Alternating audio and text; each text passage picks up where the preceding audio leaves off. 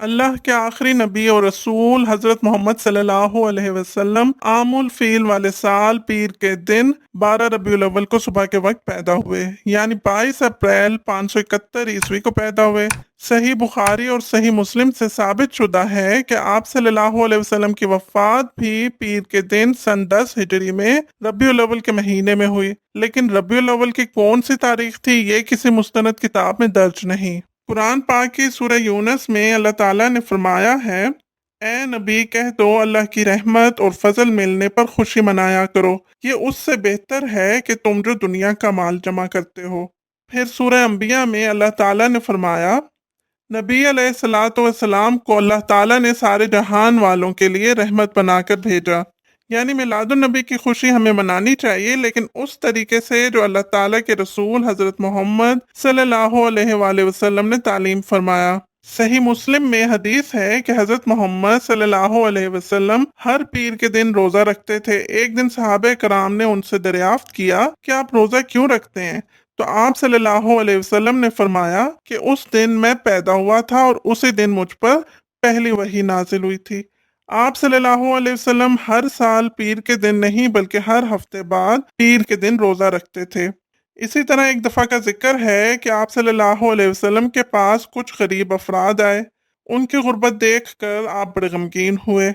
آپ صلی اللہ علیہ وسلم نے مسجد میں خطبہ دیا اور پھر انفاق فی سبیل اللہ سے متعلق آیات تلاوت فرمائی اور کہا کہ اپنے آپ کو جہنم کی آگ سے بچا لو، چاہے ایک کھجور ہی صدقہ کرو۔ اس ترغیب دلانے پر لوگ اپنے اپنے گھروں کو گئے۔ ایک انصاری اپنے گھر گئے اور بڑے سے بورے میں سامان بھر کر مسجد کے صحن میں لا کے رکھ دیا، تو باقی لوگ اتنا امپریس ہوئے اس انصاری سے کہ یہ بندہ جو بالکل لوور مڈل کلاس کا ہے اتنا سامان اٹھا کر لے آیا۔ اس بات سے سب کو ہمت ہوئی، سب اپنے اپنے گھروں کو واپس گئے مزید سامان لانے کے لیے۔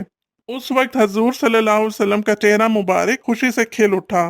وہاں آپ صلی اللہ علیہ وسلم نے فرمایا کہ جس نے اسلام میں اچھی سنت کو جاری کیا، جتنے لوگ اس پر عمل کریں گے ان کا ثواب بھی اس کو ملتا رہے گا اور عمل کرنے والوں کے اپنے ثواب میں کوئی کمی نہیں آئے گی، اور جس نے بری سنت کو جاری کیا تو جتنے لوگ اس پر عمل کریں گے ان سب کا وبال اس شخص پر آئے گا اور اس کا اپنا وبال بھی کم نہ ہوگا۔ صحیح مسلم میں درج ہے کہ آگاہ ہو جو سب سے بہترین کلام اللہ کی کتاب ہے، سب سے ہدایت یافتہ راستہ محمد کا ہے، اور بدترین کام وہ ہے جو دین کے اندر نئے داخل کر دیے جائیں۔ یہ تمام بدعتیں گمراہیاں ہیں اور گمراہیاں جہنم میں لے جاتی ہیں۔ حضرت علی رضی اللہ عنہ اپنے سے پہلے تینوں خلیفاؤں کے نائب کی حیثیت سے رہے اور چوتھے نمبر پر خود خلیفہ بھی بنے۔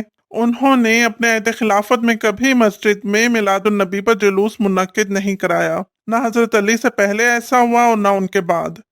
وہ تو ایک ایوبی سلطنت کے بادشاہ تھے جنہوں نے 604 ہجری میں پہلی دفعہ 12 ربیع الاول کے دن علماء کو جمع کر کے محفل نعت کروائی اور ان کے اعزاز میں رنگا رنگ پکوان کی دعوت کی گئی۔ پھر ہر سال محفل نعت ہونے لگی اور آخر کار 1588 میں سلطنت عثمانیہ جو 3 بر اعظموں پر پھیلی ہوئی تھی، انہوں نے سرکاری طور پر 12 ربیع الاول کی چھٹی ڈکلیئر کر دی۔